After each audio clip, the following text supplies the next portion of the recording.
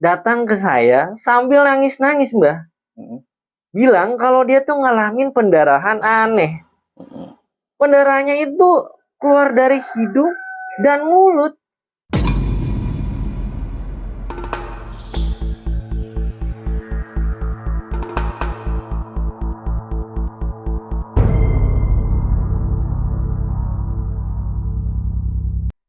Assalamualaikum warahmatullahi wabarakatuh. Alhamdulillahirrabbilalamin. Wassalatu wassalamu ala asrofil anbiya'i wal mursalin wa ala alihi wa sahbihi ajma'in, amma ba'du. Halo semua, selamat datang di Minus Misteri Nusantara. Oke, sedulur Minus, tempat kita ngobrol santai tapi misterius soal hal-hal supranatural, urban legend, dan segala yang bikin merinding. Saya Mbah Jaka akan nemenin kalian selama setengah jam ke depan. Nah, kali ini topiknya nggak main-main guys. Dukun santet pendarahan.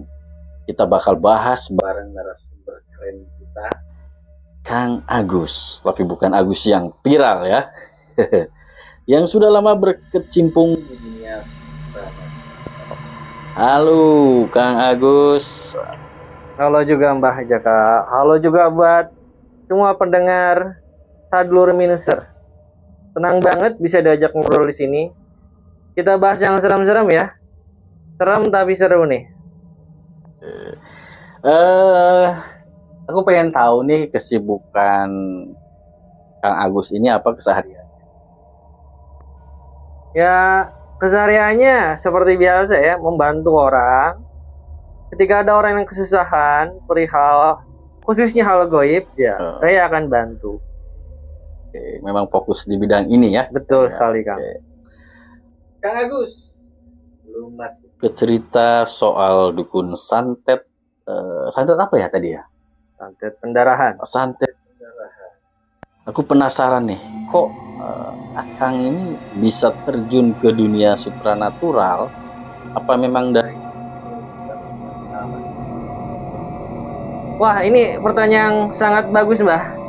Jadi sebenarnya saya tuh nggak langsung jadi paranormal.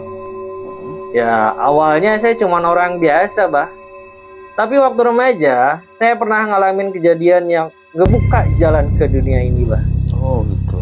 Ya. Jadi gini, waktu umur saya 17 tahun, ada kejadian yang bikin saya percaya kalau dunia gaib itu nyata, Mbah. Oh gitu. Jadi memang sebelumnya nggak ada dasar sama sekali ya belajar dunia ini ya? Apa ilmu kebatinan ini nggak ada? Nggak ada, Mbah. Nggak ada. Kakek atau ayah mungkin dulunya Iya. supernatural? Menurut bapak saya itu buyut saya, Mbah. Oh gitu. Berarti ada gen ya? Betul. Oh ada gen. Wah ini saya seru banget nih ya bakalan nih. Ada kejadian apa tuh Kang? Mengenai apa ya? Yang bikin penasaran itu punya kejadian apa Kang? Ya, waktu itu salah satu teman saya, ya anggap aja namanya atau inisialnya P. Oke. Dia itu tiba-tiba sakit aneh, Mbah. Badannya lemas, nggak bisa bangun. Tapi kalau malam tuh suka ketawa sendiri, Mbah. Kayak orang gila ya? Tuh. Orang-orang bilang dia tuh kena guna-guna, Mbah. Nah, karena keluarga teman saya ini bingung dan nggak tahu harus gimana, mereka minta saya buat nemenin teman saya itu, Mbah. Oke. Akhirnya malam itu saya tidur di rumahnya, Mbah. Di rumah si ya teman saya ya, si korban tersebut, Mbah. Terus apa yang terjadi, Kang? Ya awalnya saya cuman baca-baca doa yang saya tahu. Nah, pas tengah malam, tiba-tiba saya kebangun karena dengar suara langkah kaki. Saya kira itu keluarganya teman saya. Tapi waktu saya keluar, nggak ada siapa-siapa. Kosong. Malah saya lihat bayangan hitam di pojok ruangan, Mbah. Saya diem, tapi badan saya gemeteran banget, Mbah. Itu pertama kali saya melihat langsung sesuatu yang nggak bisa dijelaskan. Apakah itu jin? Ya, mungkin saja Mbah, karena itu sosok yang besar, hitam. Kalau boleh tahu tingginya berapa meter? Ya, kalau orang normal paling tinggi itu 2 meter ya. Itu kira-kira 4 meter, Mbah. Tinggi banget itu. Betul, Mbah. Saya kalau nemuin kayak gitu lari juga kayak saya. Ya, saya gemetaran juga, Mbah. Tapi dia nggak sempet ngapa-ngapain ya? Tidak. Hanya menampakkan aja gitu. Betul sekali, Mbah. Tapi itu sebuah tanda, gue yakin. Terus gimana cara Akang ngadepin? Ya, awalnya sih cuma baca doa-doa yang saya tahu, Mbah.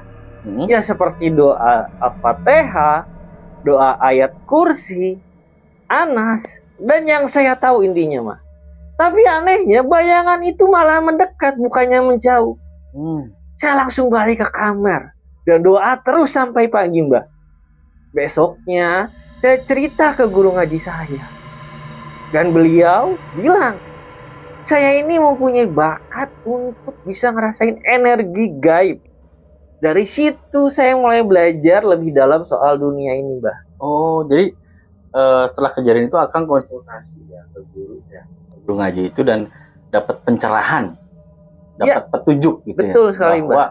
Akang ini ternyata ada ciri-ciri mengarah ke spiritual atau paranormal ya.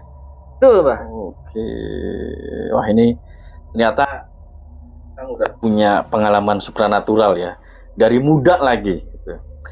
Jadi pengalaman itu yang bikin Akang memutuskan buat mendalami dunia gaib gitu, Kang. Betul sekali, Mbak. Setelah kejadian itu, saya sering bantu orang yang ngalamin masalah-masalah aneh. Dari situ saya sadar, Mbak, kalau mungkin ini memang jalan hidup saya, Mbak. Dari situ saya sadar, Mbak, kalau mungkin ini memang jalan hidup saya. Jadi paranormal bukan cuma soal bantu orang, tetapi juga belajar memahami dunia yang gak kelihatan. Iya, bener banget. Oke, Kang Agus, katanya Kang Agus punya pengalaman pribadi nih soal dukun santet pendarahan. Jadi makin penasaran nih. Wah, ini ceritanya lumayan panjang ya. Gimana, Mbah? Gak apa-apa? Gak apa-apa, lanjut, waktu dan tempat dipersilahkan. Oke. Jadi gini, Mbah. Sekitar 5 tahun lalu, saya ketemu dengan seorang ibu. Ya, anggap aja inisialnya S. Datang ke saya sambil nangis-nangis, Mbah. Bilang kalau dia tuh ngalamin pendarahan aneh. Pendarahannya itu keluar dari hidung dan mulut. Awalnya saya pikir ini masalah kesehatan biasa, Mbah. Jadi saya suruhlah ke dokter. Oh, jadi nggak langsung ditangani? Iya. Ya, kan mengarahkan si ibu ini untuk cek dulu ke medis gitu. Betul, Mbah. Itu rasional dulu ya. Betul, Mbah. Oke, jadi terus gimana hasilnya, Kang? Ya, saya kira itu ya pendarahan biasa seperti ibu-ibu sedang haid atau sedang ada permasalahan dengan gusi. Ternyata bukan. Setelah dia diperiksa oleh dokter, dan dokter mengatakan bahwa masalah medis tidak ada sama sekali bagi ibu ini. Jadi ibu ini sehat, nggak ada penyakit serius. Tetapi anehnya pendarahan itu nggak berhenti. Dan dia juga cerita kalau malam-malam sering mimpi buruk. Seperti ada yang mengejar atau mencekik beliau. Dari situ saya mulai curiga, Mbah. Ini jangan-jangan ada yang nggak beres secara gaib. Oh. Ini makin serem deh. Terus apa yang Akang Agus lakuin waktu itu? Ya, saya datangin ke rumahnya, Mbah. Begitu masuk ke dalam rumahnya, saya langsung ngerasa awal rumahnya itu berat banget. Kayak ada energi negatif yang kuat, Mbah. Pas saya keliling rumah, saya menemukan boneka yang kecil ditusuk paku di pojokan, Mbah. Saya tanya ke ibu tuh, dan dia nggak tahu asal boneka itu dari mana, Mbah. Tapi feeling saya itu kuat. Kira-kira itu benda yang dipakai buat nyantet si ibu tersebut. luar biasa nih ya. Boneka yang ditusuk paku. Itu kan kayak di film-film horor gitu ya. Betul sekali, Mbah. Iya. Terus Kang Agus gimana nangani kasus ini?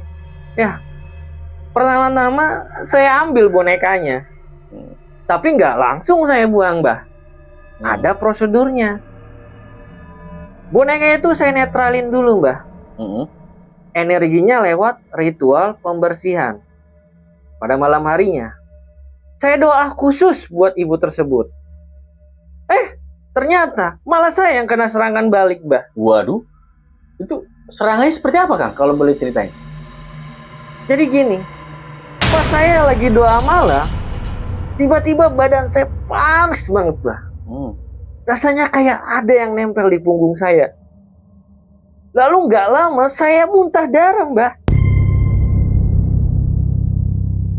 Itu benar-benar pengalaman yang nggak akan saya lupakan. Tapi saya terus berdoa karena saya tahu bahwa ini ujian bagi saya, Mbah. Oh, ini Akang berani banget ini. Saya dengernya aja udah merinding ini karena ngerasain banget gitu seperti apa kondisi waktu Akang terkena serangan gitu. Benar-benar sampai muntah darah itu nggak main-main itu, Kang. Itu nggak main-main. Nah, jadi apa yang terjadi selanjutnya, Kang? Nah, setelah muntah darah itu, Mbah, saya minta bantuan teman-teman spiritual saya, Mbah. Kami kerja bareng buat beresin rumah ibu tersebut dan menutup semua pintu energi negatif di sana, Mbah. Prosesnya itu nggak sebentar, Mbah. Butuh beberapa kali ritual hingga akhirnya pendarahan ibu tersebut berhenti total. Alhamdulillah. Berapa hari atau minggu, Kang? Minggu, Mbah. Minggu. Berapa minggu itu perkiraan untuk menyelesaikan? 2 minggu, Mbah. 2 minggu. 2 minggu. Selama 2 minggu itu non-stop atau gimana? Non-stop, Mbah. Termasuk serangan balik juga? Betul. Apa ada cahaya-cahaya atau ledakan atau apa? Ada cahaya, Mbah. Cahayanya itu merah sekali, Mbah. Menyerang. Ledakan? Hampir ada, Mbah. Hampir. Berarti ada bunyi ya? Ada bunyi, Mbah. Seperti suara ledakan meriam, Mbah. Besar sekali berarti? Besar sekali, Mbah. Tapi nggak ada yang hancur atau gimana? Ada, Mbah. Ada? Apa pintu itu? Kuncinya itu hancur, Mbah. Seperti ada yang mendobrak. Pintu rumah Akang apa rumah korban? Ibu tersebut, Mbah. Ngeri banget. Jadi luar biasa banget ini ya. Tapi kalau boleh tahu nih, Kang, kenapa sih si ibu ini ya bisa kena santet kayak gitu? Ada masalah sama orang lain atau gimana? Ya, ternyata ada tetangganya ibu tersebut yang nggak suka sama ibu tersebut. Jadi alasannya tuh sangat klise banget, Mbah. Sangat sepele sekali, Mbah. Iya. Jadi ada yang iri hati kepada ibu ini. Ibu ini mempunyai usaha kecil yang maju, Mbah. Sementara tetangganya ini merasa kalah saingan. Jadi pakai jasa dukun buat ngancurin si ibu tersebut. Oh gitu. Jadi kena apa ya? Jadi orang-orang namanya orang syirik gitu ya. Kalau orang syirik kan kadang-kadang kita berbuat baik juga ya, di mata dia itu jelek. Iya, Mbah. Iya. Terkadang kita juga apa ya, suka serba salah sih ya. Kalau kayak gini kan jadi parah banget gitu. Kok ada ya orang yang tega kayak gitu gitu. Kalau Kang sendiri apa nggak kapok nih nanganin kasus ini? Ya gimana ya, Mbak ya? Kalau kapok sih enggak, Mbak. Tapi memang saya sekarang ini lebih hati-hati, Mbak, sebelum menangani kasus yang seperti ini lagi. Sebelumnya saya selalu mempersiapkan diri, baik fisik maupun spiritual. Soalnya energi negatif itu bisa balik ke siapa saja, termasuk ke orang yang coba bantu, Mbah. Termasuk ke Akang gitu ya? Betul. Apa ada kaitannya juga ke keluarga Akang? Ya untungnya saya sudah mempersiapkan diri, Mbah, agar tidak mental atau balik ke orang terdekat di saya, Mbah. Jadi udah dibentengi semua. Betul, ya? Mbah. Ini keren banget ya. Tapi ngomong-ngomong, ada cerita lain nggak nih Kang, yang nggak kalah menarik dari kisah si ibu ini? Tuh, ada Mbah. Ini juga lumayan seru Mbah. Jadi ada seorang pengusaha yang ngalamin muntah darah yang serupa.